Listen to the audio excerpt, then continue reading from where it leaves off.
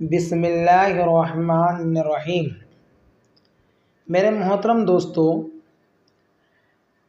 جب قدیم چینیوں نے محفوظ زندگی گزارنے کی خواہش کی تو انہوں نے دیوار چین بنائی اور یہ سوچا کہ اس کی بلندی کی وجہ سے کوئی اس پر چڑھ نہیں سکے گا۔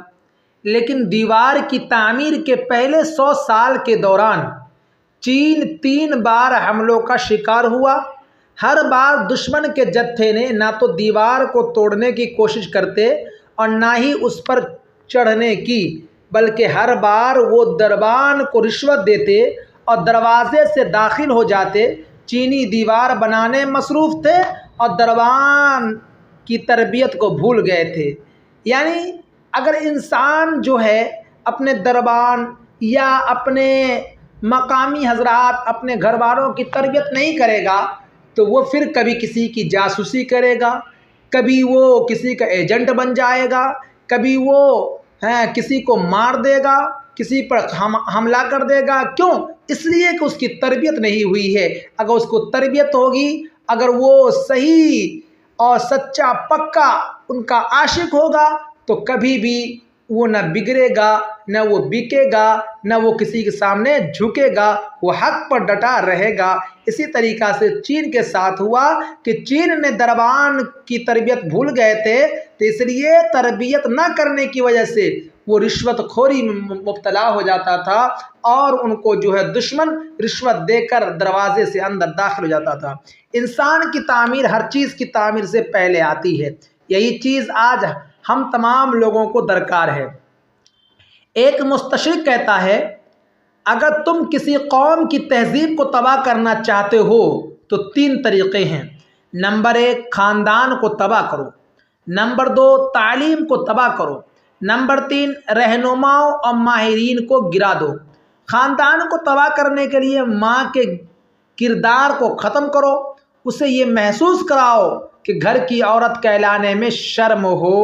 آج دیکھ لیجئے کیا حال کر دیا ہے کہ ماں کا کام یہ تھا کہ بچوں کی تربیت کرتی، ماں کا کام یہ تھا کہ بچوں کی دیکھ ریکھ کرتی۔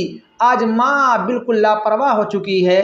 آج وہ اپنے دھندے میں، کام میں اس طرح مست ہے، اس طریقہ سے کاروبار میں مست ہے کہ بچے بگڑ رہے ہیں، اولاد بگڑ رہی ہے، بچے اسلام کو چھوڑ رہے ہیں، ایمان کا سودا کر رہے ہیں، بچیاں اور بچے غلط کام کر رہے ہیں، لیکن ان کو کوئی ٹوکنے والا نہیں، اسے کوئی سمجھانے والا نہیں، اسے کوئی روکنے والا نہیں۔ کیوں؟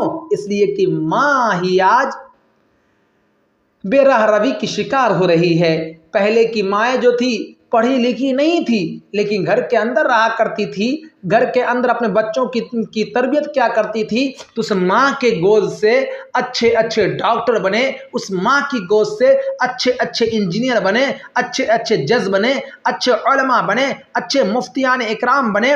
لیکن وہی ماں جب اپنی کردار کو بھول گئی، وہی ماں اپنی حیثیت کو بھول گئی، وہ ماں جب اپنے اسوا کو بھول گئی تو آج دیکھ لیجئے کہ بچے ڈاکو بن رہے ہیں، بچے شرابی بن رہے ہیں، بچے جواری بن رہے ہیں۔